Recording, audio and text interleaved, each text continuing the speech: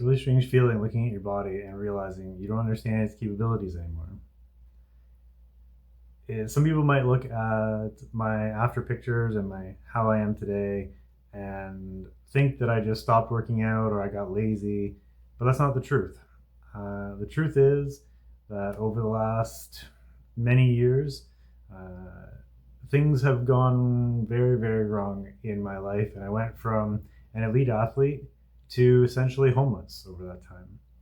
Um, that being said, I am finally, all these years later, I have the opportunity to get back on my feet. And that's what this channel is going to be about. It's going to be about my recovery, getting back to where I once was, or at least close, and about helping others get back there as well. I've been a personal trainer for over 20 years, almost 25 years now, and this is my journey.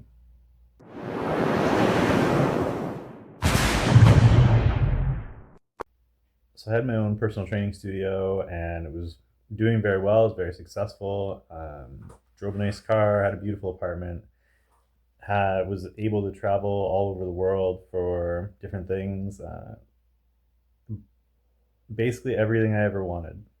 Um, then all of a sudden, life kind of happened, and I literally lost everything. I went from everything going smoothly to going through a big breakup, having to move back across the country.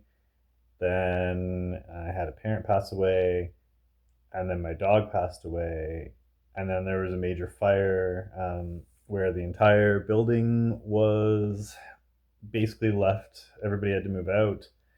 Um, had to wait 6 months in a random basement apartment for the insurance to collect. Then I finally got that, tried to move, and during the move, I got robbed. Then finally was moving, and then COVID hit. And being self-employed when COVID hit in the fitness industry was a terrible thing, um, especially given everything that had just happened before that. All that was within like a 3 month span. And then obviously the first thing that people cut out during COVID was their fitness budget, which included personal trainers. So all of a sudden, I had no money. All of a sudden, I had no money and no income, and had already lost everything before that, and was essentially homeless. So I ended up moving around, trying to find places to live. Sometime, unfortunately, was spent on the road, or sorry, on the street, and eventually got kind of tricked into going somewhere where I thought it was going to be a better situation and I could maybe get my life back. But long story short, the person was just trying to screw me. Um, and so I was literally stuck, and it's been years. So I was stuck there for, oh, I forget what year it was now. About 8 years, 7 years, 8 years. And literally was confined essentially to this tiny little room, nowhere near civilization, and my body decayed. So essentially completely inactive. I never walked more than from the bedroom to the bathroom and back again. Um, and so my body fell apart on me. And I, on top of losing everything and having no way out and having no income, I was stuck in the middle of nowhere with no way to get my life back. Fortunately, now, years later, uh, I have found a way to get my life back, and I'm trying to put everything, all the pieces back together again. Uh, the part that's going to be the hardest, I think, now is the physical, because my body is a complete mess. I'm going to go through all those fitness tests here with you in a minute. Um, but as you've seen in the before pictures, my I've gone a long way in the wrong direction, and fixing all the problems that are going to come with complete inactivity for that many years is going to be a challenge. So let's go over all that. I have all these fitness tests. Again, this is only part one of the video. Part two will be the DEXA scan and the blood work and the max VO2 test. But I want to go through with you guys all the tests that I've done, both postural and physical tests. And I want to go through them, kind of dissect them, look through what went right, what went wrong, and kind of a quick plan or an overview of what I'm going to have to do to fix it. So I'm not going to be doing any programming in this video. That'll be saved for another video as well. But I do want to kind of analyze the initial results and go over those so that we have some sort of a baseline to work with, so that once I'm out of this hotel, I can start into the process. All right, so we're back at my computer now. We're going to go over the fitness tests. All you can see on the right here, I have a list of all the tests we're going to go over in this video. There are some, of course, that are missing. I talked about that in the intro, but they'll be in another video. I did want to mention this really quick, is that this is my stream overlay. I wanted to give it a test run. This is what, if you didn't know already, we're going to be streaming on this channel for an hour a day and going over other people's technique. And this is where we're going to be doing it, and this is how we're going to be doing it. So this is kind of my test run for this. Hopefully you guys don't mind. You can see behind where I have all the tests we're going to be doing is normally where we're going to have chat. Let's put that back up. But today, obviously, since I'm not streaming, I wanted to use that just so I could have a list of this stuff for you guys to see, so you know what we're doing one by one. And of course, gives me somewhere to put the notes down if I need to, so we can all refer back to it. And then in the middle, we're going to have the actual exercises themselves. There we go. So we're going to start with the postural tests. We're going to move into the flexibility tests. And then, of course, we're going to do the strength test last and kind of see how we do. So before we start, I do want to remind you that this is from years and years and years of complete inactivity. So this is very not normal. This is going to be below where baseline is for most clients of mine that come into the gym. So keep that in mind when you're watching these. No matter how bad you think you are, if you want to get started, you are going to be doing better than this, because this is as baseline as it gets. Of course, I do have some muscle memory, so there are things that I'm going to be able to do that you're not going to be able to do, and things that are the other way around. So I'll kind of point those out as we go, but let's just jump into it. I don't want to ramble too much longer. Let me move this over. So here's our first video. This is the posture test. Let's pause it here. So the first thing we notice is if we draw a line from the AC joint here straight across, and then from the AC joint here straight across, the left shoulder is higher than the right shoulder. And we can verify that by going across with the tips of the fingers at the bottom. And we're going to see the exact same thing. So we got a slight lean one way to the other. The other thing I can see here is it looks like the neck might be a little bit forward. It's kind of hard to tell from this angle, but I do rotate around 360 degrees, so we'll look at that. Also, we can see a little bit of a line here. This will show better from the side angle, but it looks like our shoulders are a little bit forward. Also, our chest line is a little bit low here. So keeping that in mind. Let's clear that and rotate. So as we rotate to the left, see a couple things that kind of verify what I was saying is this shoulder line is not straight up and down, and we would like it to be. So we have a little bit of a shoulder tilt there. Also, back here, this is the scapula, and you can see it quite pronounced sticking out. And so what that means is if I'm in good posture, if I'm here, my shoulder blades are going to be squeezed back into position, my chest is going to be up, I'm going to be in good posture. If I'm in bad posture, my shoulder blades are going to wing out, sort of in like this direction, towards us. And that is going to cause my shoulders to go forward, like we already saw. So we have this scapula protruded. We want to fix that by strengthening the muscles in the back, particularly the rhomboids. Also, we can see a little bit of the gut sticking out. And we can tell that in this video, I'm definitely not overweight, quote unquote, not obese anyway. There is body fat there that we want to get rid of, but that's not really what we're looking at here. The main thing we're looking at is this arch in the back. Excuse me, it's supposed to be a nice curved line, but I'm doing this with the mouse because I'm not completely set up here yet. If you couldn't tell, I'm still in the hotel. So, go back to the arrow, we can see a pronounced arch in the back. We can also see that the glutes aren't really firing. What happens here is the glutes fire, they rotate your hips backward, and if that happens, then all of a sudden we're going this way, and we're going to be straight up and down. Because currently, we're not. Actually, if we go one step further, let's actually take the angle tool. Say we go from here to here to here. I wish I could get rid of this other green line, but you get the idea. That is not a straight line, and we would like it to be. So we got the head too far forward, we got the shoulders too far forward, and we got the stomach too far forward, which is causing this weird postural alignment and putting a lot of stress on places that we don't want to see it. So that is going to be really important to fix.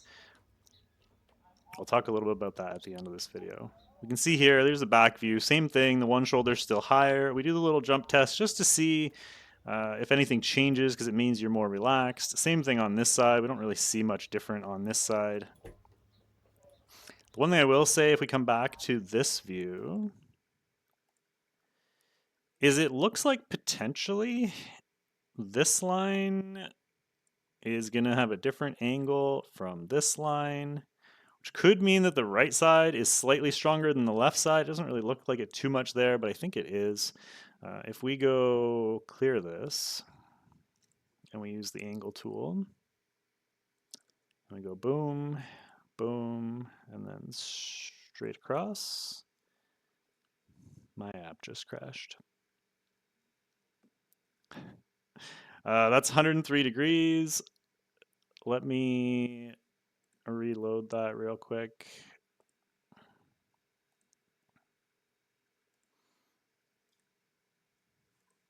Where were we? There we go. So we were at 103 degrees. Let's come back here and go boom, boom, boom. And this is 100 degrees.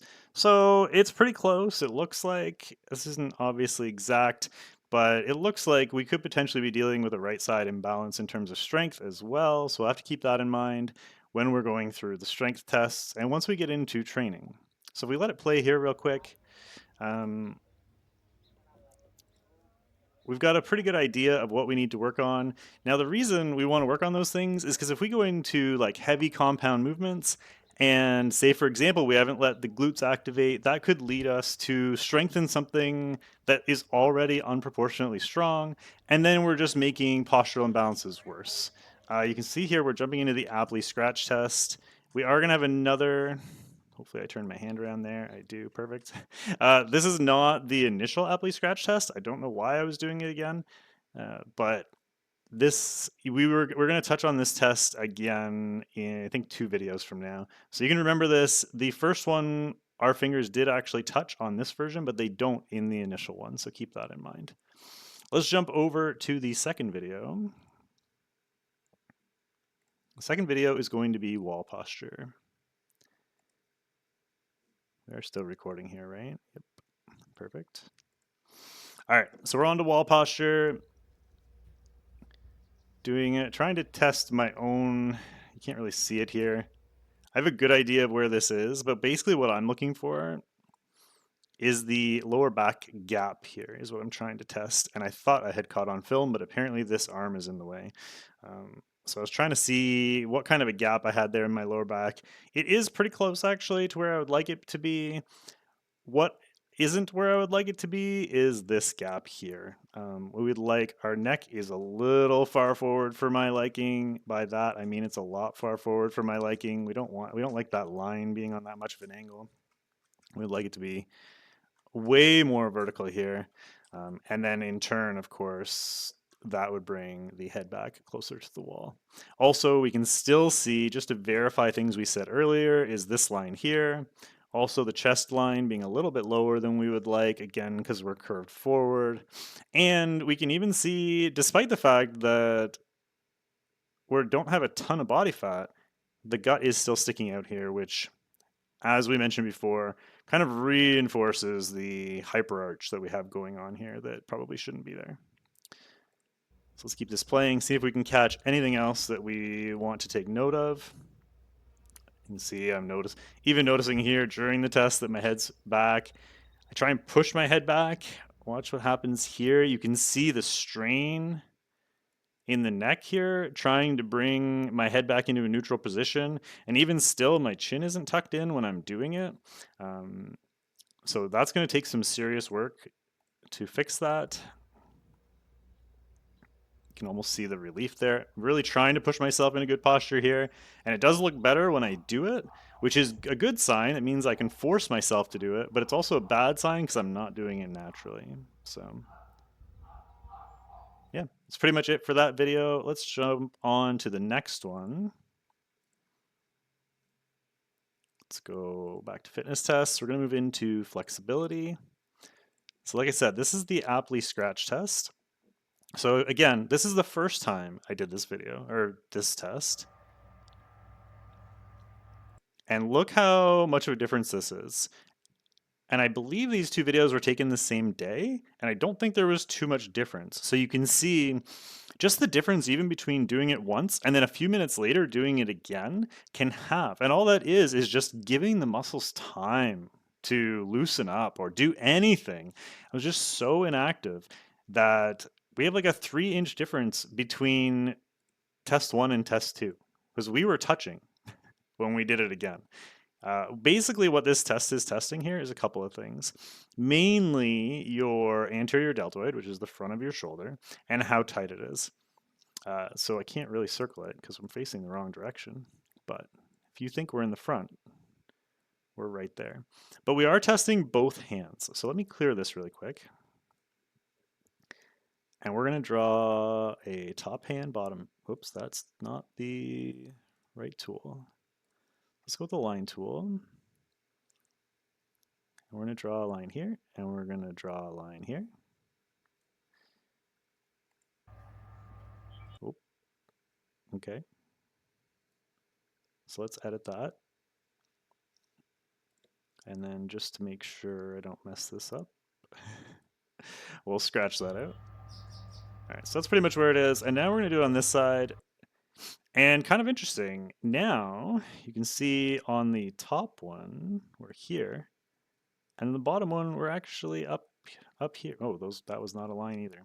Oh well. You can see the difference. We're on this side, we're reaching further down with the right arm and further up with the left arm. So both sides are better when we do it this way than we do it this way.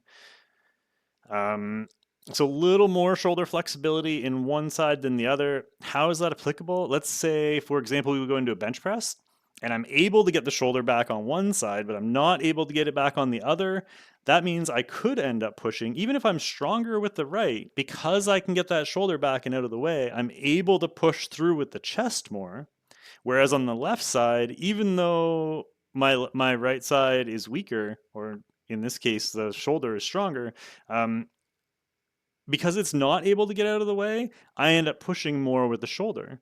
And now because I'm pushing more with the shoulder on the left than the right's chest is going to develop more than the left, and we're going to create a different imbalance and actually promote the twisting even more than we already have. So we really want to fix all that first so that when we go into those heavy movements or those stronger movements, we really want to be pushing everything the same level. Because if I'm doing anything with a bar that's not with dumbbells or a sort of a unilateral movement, we're going to end up overdeveloping one side than the other.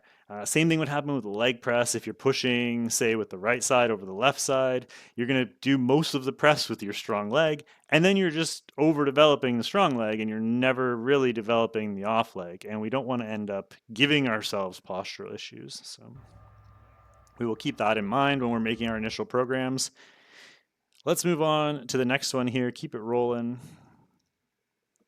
Up next, we have the hamstring sit and reach test.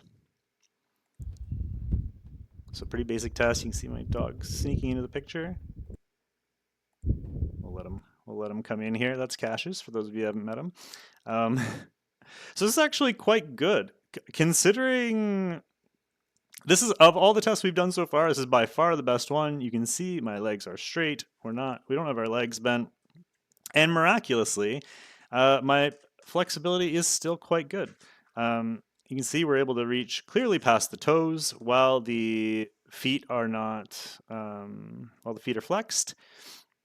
Now, I'm sure we can't quite see it on the camera here, but you can see that I'm probably rounding my back here quite a bit.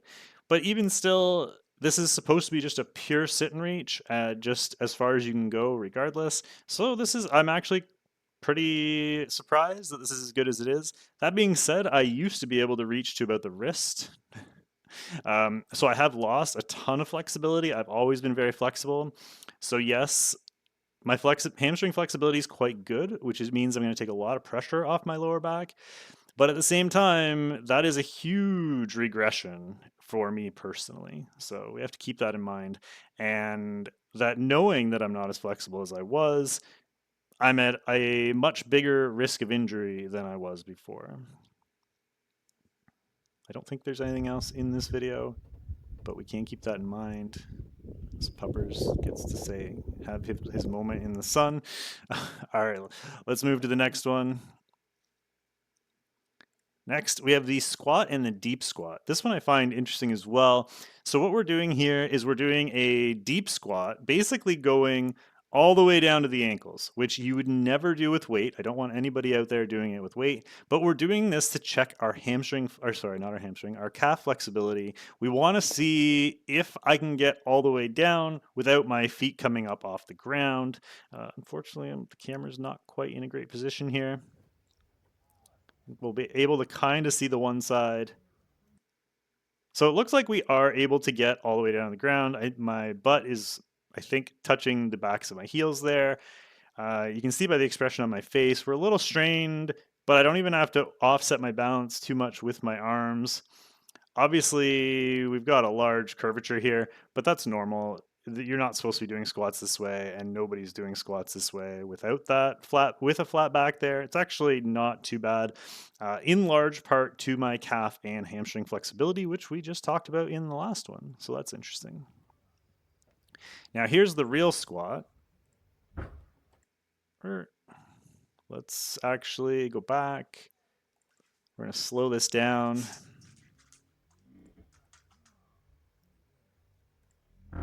Right about there. All right, so if this is the bottom of our squat, we have a few things to look at here. Stay on the arrow. So first thing, you can see the shoulders aren't fully retracted. It would be nice if they were. We also have a little bit of a butt wink down here. If you haven't seen my squat videos that I've put out, we talk about that a little bit. Basically what's happening is the hips are curling underneath me, which would mean when we stand up here in a minute, it's going to be not through the glutes, it's going to be through basically everything else, from the lower back and the quads and you name it, except for the glutes, which is what we're aiming for. So let's let this come up. Everything does come up kind of at the same time, which is nice. We got the glutes and the shoulders moving at the same pace, which is exactly what we're looking for. But a little shaky, and that butt wink isn't great. If we let it go into another rep, we'll keep it in slow motion here so we can really sort of see it. And there's the little tiny butt curl underneath. It's actually not that bad. Part of that is the hamstring flexibility. But yeah, let's clear that. And then I think we do it facing forward. Yep. Oof. Okay, hold on. This is the all the way down, just testing the flexibility. This is the one I want to watch because this is going to be what we're looking for in this one is going to be knee movement. We want to watch the knees and see if they're shaky or unstable coming down. So yeah, we're on slow motion. See, they start out there. Watch what happens when they come up. Oh, that little hitch there. Did you see it? We're going to be focusing on this knee here.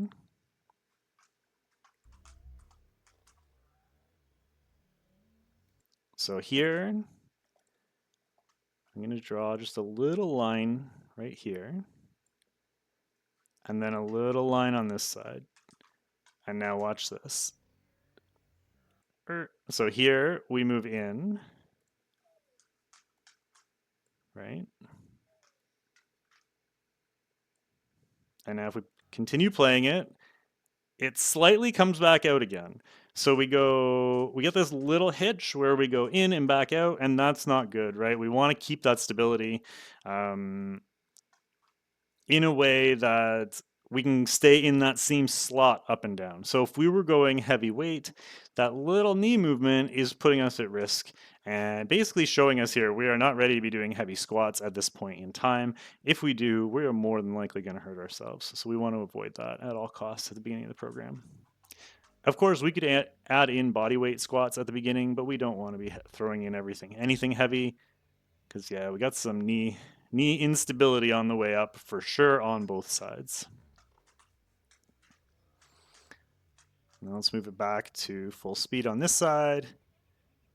See if we can catch that butt wink. Oh, that's not that's not the actual squat. That's the full body. Just making sure our heels aren't coming off the ground. I can even bring my arms in. Can't really do it with my hands behind my back, but I wanted to test it there. Let's see the squat. Oh yeah, huge butt wink on that one. That being said, I was down quite low there. If we bring this back, that was below 90 degrees. You can see the hip really curling under there in this direction. But we are on a downward angle, so I'm not as worried about that. I wouldn't be going down that far in a squat anyway. All right, so let's move on to the next one. Up next, we have the Thomas test variation. So for those of you that haven't seen this one before, this one's pretty basic. You pull both knees into your chest, and I want to see when I bring one leg down, is it coming down to bench level, or is my hip flexor tension so great that it's stopping me from going all the way down? So you can see I'm not quite, if we pause it here, there is a gap down here,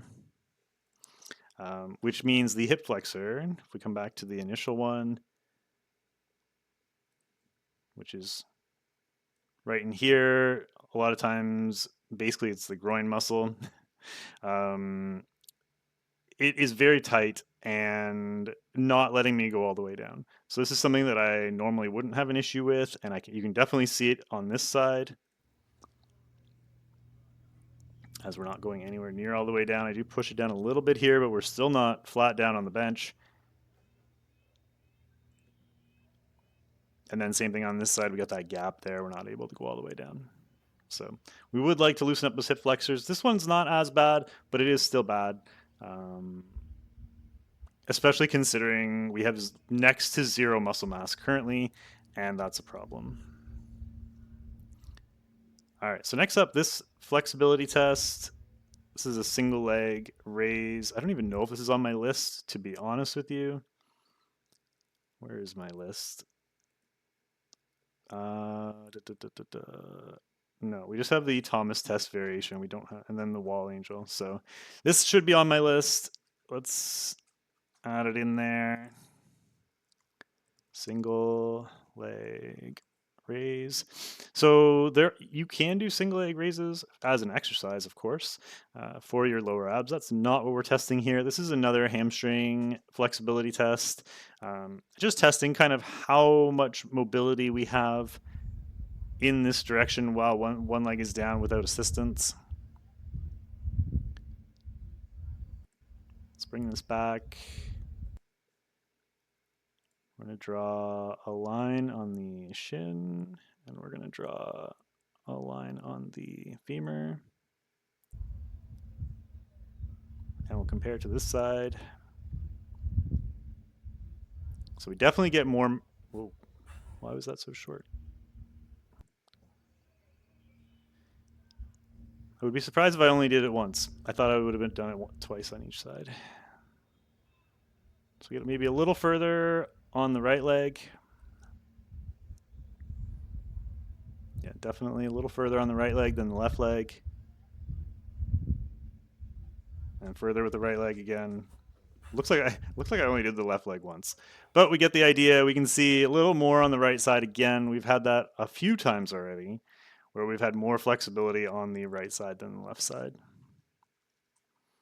Now onto the wall angel. I'm going to have to apologize here because this is very, very bright. We were doing this outside, and yeah, you can see how bright it is here. My skin is already like glow in the dark from basically being inside the whole time.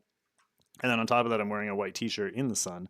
All right, so first thing you see by the strain on my face that I am trying to push my hands back, and we're not able to get there.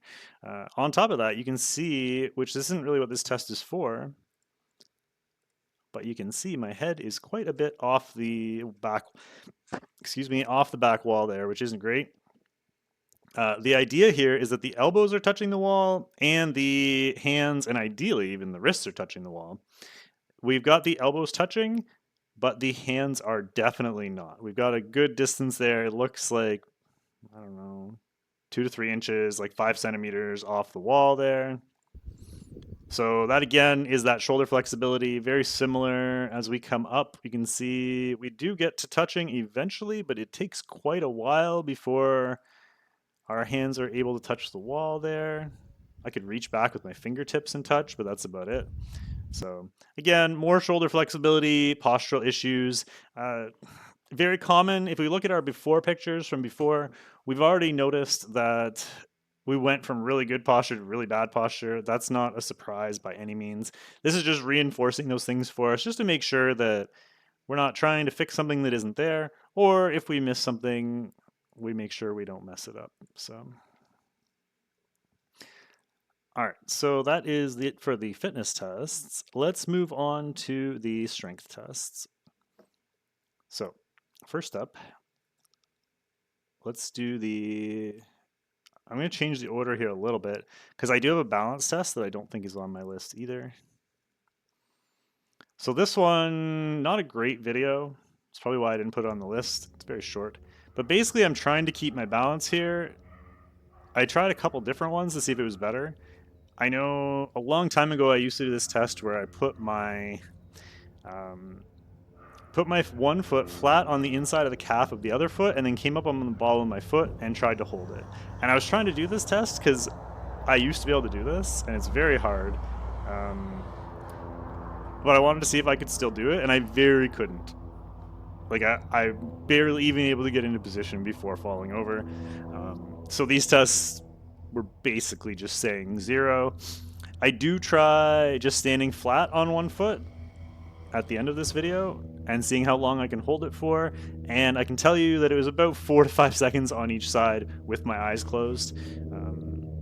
Obviously I could do it with my eyes open, but you're supposed to do it with your eyes closed and see how it goes, and I'm just barely able to keep my balance here. So that means all those stabilizers aren't firing the way they're supposed to, and we have to be very careful with that. We want to make sure all those stabilizers are firing properly before we go into any crazy movements. Otherwise, again, we're leaving ourselves open to injury. One thing I can say about this is I already kind of have experience with this in that when I first moved, I went from completely inactive to running around the city trying to get all my paperwork done and trying to get all this stuff done just because I was excited and I wanted to get it going. Also, obviously, I can't really work until I get all that set up, so wanted to get it set up as soon as possible. And after about 4 or 5 days of running around the city, I basically couldn't walk. And at first, it was just muscular. I could feel some tendon and ligament tightness, but it's now been a few days, and even still today, I am like barely able to walk. I have to be very careful walking cautious, because all the tendons and the ligaments are on fire. My knees are swollen, and a lot of that isn't the ability to walk. Like I was able to walk fine, even still, I could technically walk fine, but the all the stabilizers, as you can see in this video, that just aren't firing anymore because they were left inactive for so many years, are just they just went to nothing. And now when I'm trying to walk around the city, just little elevation changes and little bumps and stuff like that, anything that throws your balance off. I took the bus a couple of times, and you know how they like stop really quickly and you have to catch yourself. All those little things that my body wasn't used to put a huge strain on the tendons and ligaments, and I'm paying for it now. So stuff like that you really have to keep in mind with inactivity. Obviously, different level for new people coming into the gym than it is for somebody that's been completely inactive, but it still is something we keep in mind when creating programs for people. Moving on, let's go to the side plank.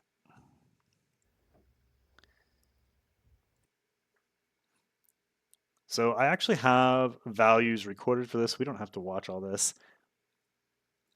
Let me bring that up. I can scroll up here.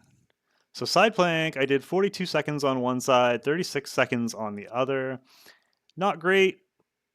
Not as bad as maybe some people would have guessed. I have lost a ton of weight. We never actually talked about weight. I'm not a huge proponent of weight in particular, especially because I haven't done my DEXA scan yet for my bone density and my body fat percentage. And the reason that's so important is because I have lost a total of about 40 pounds off of, and like you can see, my body fat has obviously gone up from the before picture to the after picture. So on top of that, I've lost over 40 pounds of muscle, which is a crazy amount. And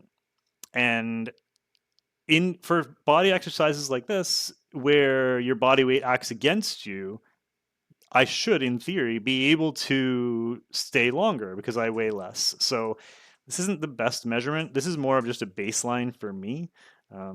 If you're wondering, my before weight at my peak was about 225, and now I'm down to about 185. So these tests are more just baselines for me. It changes based on your height. It changes based on your weight. It changes based on how much muscle you have, percentage wise, all that kind of stuff.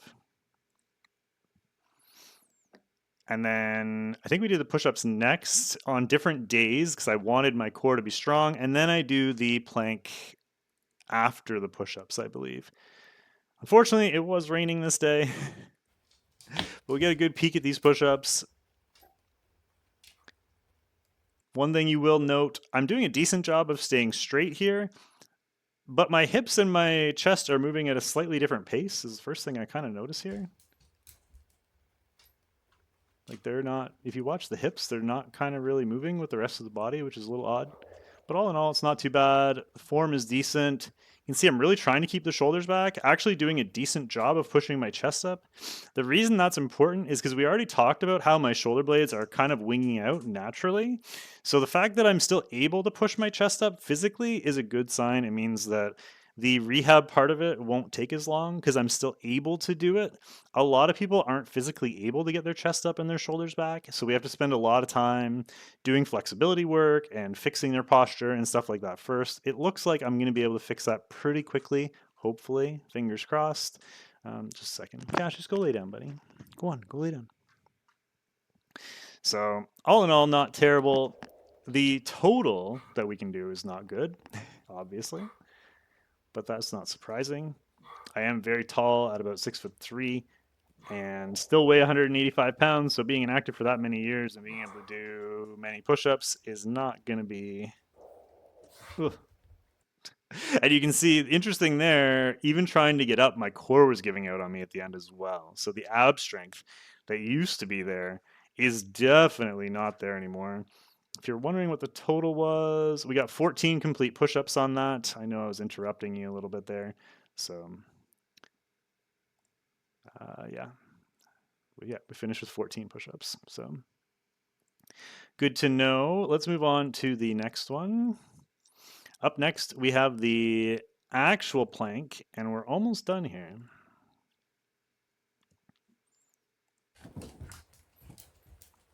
So not too much to talk about here. I see a puppy at the bottom of the screen. Trying to get him to go back inside. I don't want him running out because he will run out on his own. You can see I'm in a decent postural position. We look like we might be a little twisted here if we pause it. It's hard to tell because, again, we're on an angle. But it looks like if we draw a line across the hips, that potentially this side might be lower than this side. It's hard to tell. I do look a little twisted, though, if I have to guess. Looks like this hip is a little closer to the ground than this one. Which again would lend toward all the other things that we've seen so far today. But we do have the pressure straight up and down, which is good. We're holding it on the core, which is also good.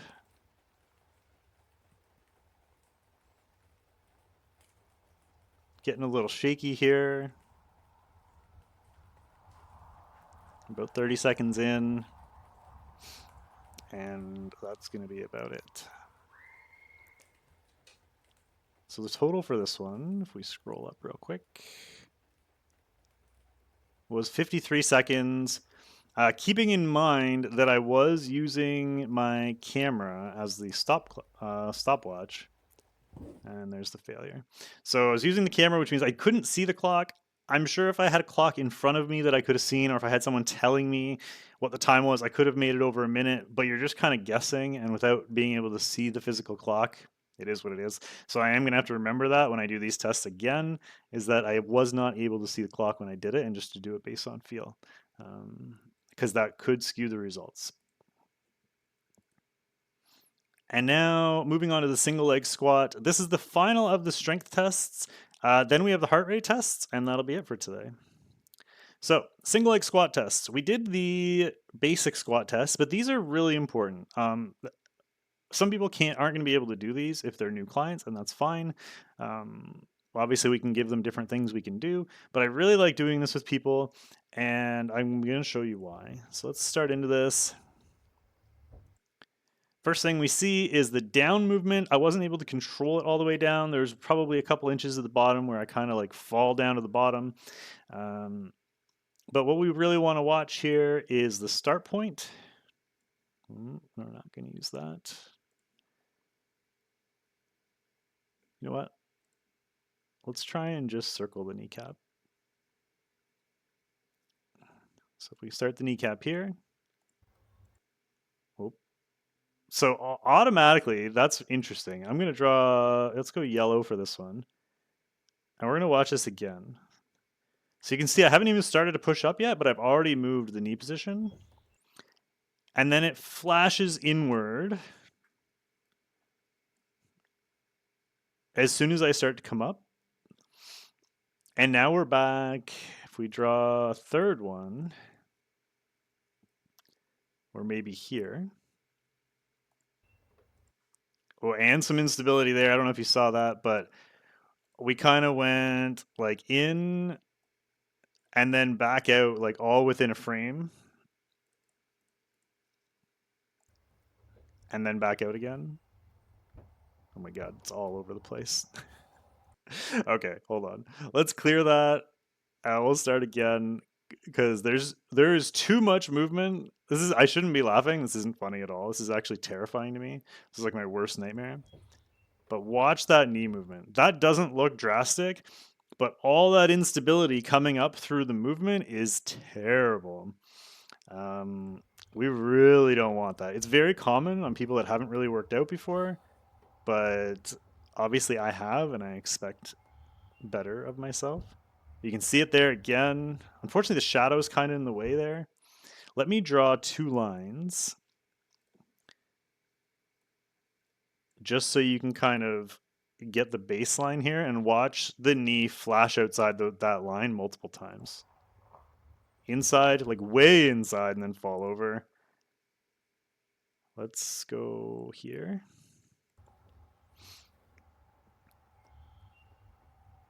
So jump in again, back out.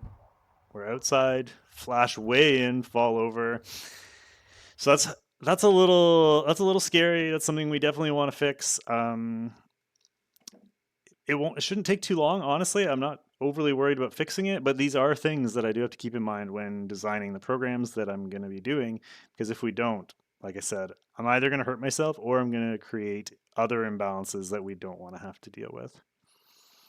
So I'm going to have to scroll up here a little bit on the right. Can you guys see this? Sorta. I apologize for not being able to see it very well, but you don't need to. I'll just read it to you. So we did a 3-minute step test, and it basically is analyzing my heart rate. So we did a bunch of things. One, we took a waking heart rate. So basically, as soon as I woke up in the morning, the first thing I did before I even started moving was started a stopwatch on my phone and took my heart rate. Now, that waking heart rate is going to be lower than your normal resting heart rate, obviously, because you haven't been doing anything. So the waking heart rate was 55 beats per minute, which is good. That's a solid, probably better than average baseline. Now, keep in mind, I have like a triathlon and Ironman race background. I was a track athlete, cross country running. I did Ironman races all over the world at a very high level. So I'm not surprised that that is still relatively low. Um, where things start to get interesting though is before the step test, I did just a normal like walking, moving, just a normal day-to-day life heart rate test, and we hit 74 beats per minute. So the gap from the 53 waking to the 74 resting, quote unquote, is a little bit high, to be completely honest with you. I would prefer that resting heart rate to be in the 60s. Even if it's high 60s, it's fine. But 74 resting um, is kind of high. And that is just because I'm not used to really doing anything at the point that this test was taken. So a little higher than expected.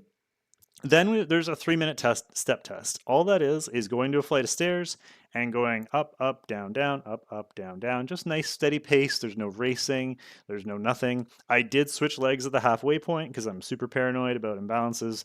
So I did a minute and a half leading with one leg, then a minute and a half leading with the other leg. But it was 3 minutes long. At the end of that, I took my heart rate right away for 30 seconds and I multiplied it by 2. Now, some people will say they just want your heart rate instantly. I didn't have a heart rate test kit or anything like that. I didn't have a watch that could tell me my heart rate. Also, taking it manually is generally going to be more accurate unless you have a pretty good machine. So I did a 30-second test, obviously doubled it to get the beats per minute. And then I waited 30 seconds, and then I took another 30-second test to give me my 1-minute recovery. So those numbers are slightly skewed because it took me 30 seconds to get the instant measurement, and then it took me 30 seconds to get the recovery measurement. But there is a minute total between each of those tests, which should give me a very accurate 1-minute recovery rate, which is really what I'm after here. So the 30 seconds after the 3-minute step test was over was 75 beats in the 30 seconds, which is 150 beats per minute. You could argue that it probably went down a little bit in the second 30 seconds when I wasn't measuring, but that's the number we're going to go with is 150 beats per minute. That number is very high. So the 74 was a little high, resting. The 150 is very high. That would be considered on the scale to be quote unquote very poor. But the part that I found super fascinating is the 112 beats per minute on the recovery. So 1 minute after the test was over, we got 112 beats per minute, which the 112 is what it is. It's not that number itself doesn't really matter in a bubble. But when you pair it with the 150, the fact that we went down 38 beats per minute in 1 minute is really, really, really strong. So that is a strong recovery rate, which I was ecstatic with because all these other tests went horrendously for me. And I was really happy to see that at least my heart is recovering in a good way. Even though it's not in good shape, as we can see by the massive spike, the recovery was still there, which gives me hope that I can get all this dialed in relatively quickly, even at my age now, as I am obviously older than I was. So that is going to be it for the tests for this video. How this is going to bring you into... Actually, let me change... There we go. how this is going to bring us into, you shouldn't be able to see that. This is my hotel, by the way. How this is going to bring us into the program and what we're going to do to adapt the program is going to be interesting. I will go over that again in another video. First, I want to do part 2 of this video where we do the VO2 max test, we do the DEXA scan, and we do all the blood work. So that'll be part 2 of this video when I get it done. It might take me a bit, and I apologize, but as you can see, I'm still in a hotel. I'm still waiting for all my paperwork, and until I get all that sorted, I can't do those things. So gonna have to give me a bit to get that done. In the meantime, we will be starting streams soon, hopefully again very soon, but again I gotta move before we do that, so we'll be doing that. If you want to send your clips in for me to analyze, we can do that. I've already been posting shorts on the channel analyzing some of my current clients and their technique, so if you want to do that, feel free. I do have I'm going to post the Discord link in the caption of this video. So, or actually in the first comment as well of this video. So if you want to jump into the Discord and join us, that would be great. Send me your videos as well, and I can analyze them either live on stream once we've started streaming, or we can just do it on the YouTube Shorts. That will work as well. You can also join us on Instagram and Twitter and all those other fun things. Thank you so much for watching. This was a long video, but hopefully you guys got through it. First video on the channel in terms of the long form videos, so hope you enjoyed it. Don't forget to like, comment, subscribe, and we will see you all in part 2. Bye for now, guys.